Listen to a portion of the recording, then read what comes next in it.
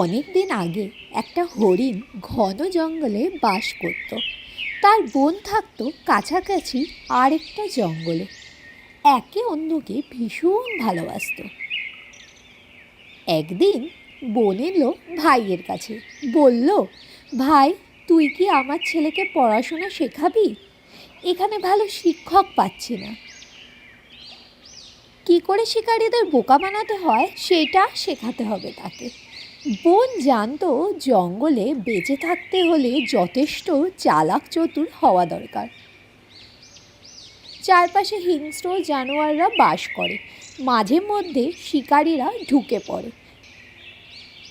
ভাই এই ব্যাপারে খুবই ওয়াকিবহাল। বোনের কথা শুনে বোনপোকে শেখানোর জন্য রাজি হলো। ছোট্ট হরিণ ছানা এলো তার হরিণ মামার কাছে। উত্তেজনায় ছটফট করছে সে। তাকে দেখে খুশি হলো হরিণ মামা। যাক বাবা, আমার শিক্ষায় এ চটপটে আর চালাক হয়ে উঠবে। দিন কাটতে থাকে। হরিণ মামা সযত্নে ভাগ্নেকে শেখাচ্ছে কিভাবে হিংস্র জন্তুর হাত থেকে বাঁচতে হয়। 3 মাসের মধ্যে ছটফটে ছানা অনেক কিছু শিখে ফেললো। একদিন মা এলো তাকে বাড়িতে নিয়ে যেতে। ভাইকে অনুরোধ করলো সেখানে কিছুদিন কাটিয়ে আসবে। বোনের কথা ফেলতে পারলো না ভাই, তাই সঙ্গী হলো বোন আর তার বোনপো। পরের দিন সকালে তার ছটফটে ছানা গেছে তার বন্ধুদের সাথে দেখা করতে। অনেকদিন বাদে তাকে ফিরে আসতে দেখে বন্ধুরা তো খুবই আনন্দ পেয়েছে। তার লুকোচুরি খেলা শুরু করলো। খেলতে খেলতে হঠাৎ ছোট ছানার পা ফাঁদে আটকে গেল। যন্ত্রণায় চিৎকার করতে থাকলো সে। বন্ধুরা চারপাশ থেকে ছুটে এলো। কিভাবে এই ফাঁদ থেকে হরিণ ছানাকে উদ্ধার করবে। ছুটে গেল মায়ের কাছে। মা ছুটে এলো সেখানে। ছেলের এই শোচনীয় অবস্থা দেখে তার 2 চোখে জলের ধারা। একমাত্র ভাই তাকে এই বিপদের হাত থেকে রক্ষা করতে পারে। ভাইয়ের কাছে ছুটে গেল সে।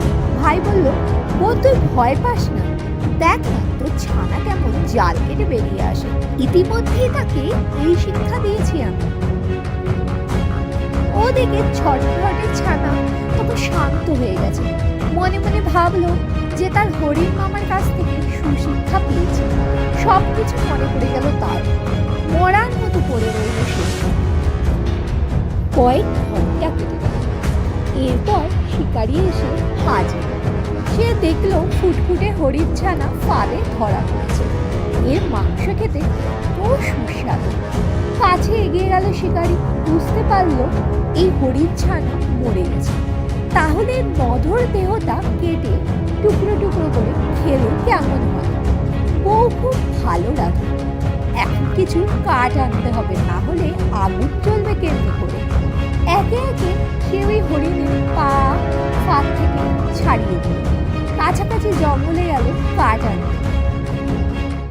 এতক্ষণ মরার ভান করে শুয়েছিল হরিণ ছানা। এবার পিটপিট করে তাকালো, দেখলো চারপাশে কেউ নেই। উঠে দাঁড়ালো, এক ছুটে পৌঁছে গেল বাড়িতে। ছানাকে ফিরে আসতে দেখে মা হরিণ তো ভীষণ খুশি। ছানাকে জড়িয়ে ধরে সে বলল, ছোট্ট সোনা, তুই কি করে ফাঁদ কেটে বেরিয়ে এলি? হরিণ ছানা সব কথা বলে দিল।